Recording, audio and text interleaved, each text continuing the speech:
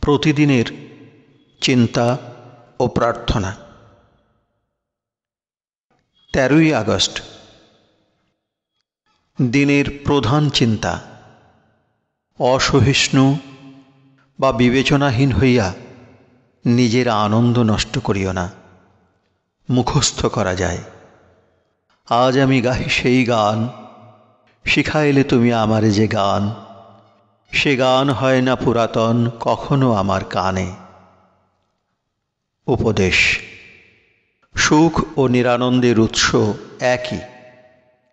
আমরা নিজেদের এমন অসংযত এবং অযোগ্য করিতে পারি যে ভালো সুযোগ সুবিধা যখন আসে তখন তাহার মর্যাদা রাখিতে পারি না।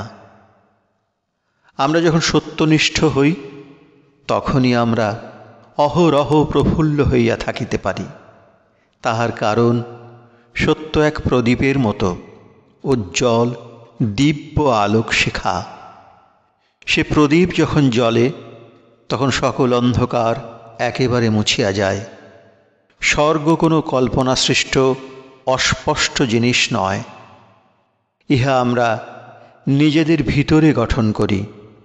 আনন্দ ও অন্তরের জ্যোতির সাহায্যে ইহার সৃষ্টি হয়। প্রার্থনা। ওহে সর্বভূতে বিরাজিত প্রভু, তুমি আমাকে যত্নে রাখিয়াছ এবং আমাকে পরিচালনা করিতেছ, ইহা যেন আমি অনুভব করিতে পারি।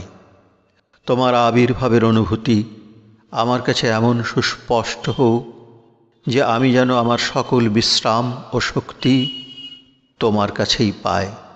আমি যেন তোমার আলোতেই বিচরণ করি।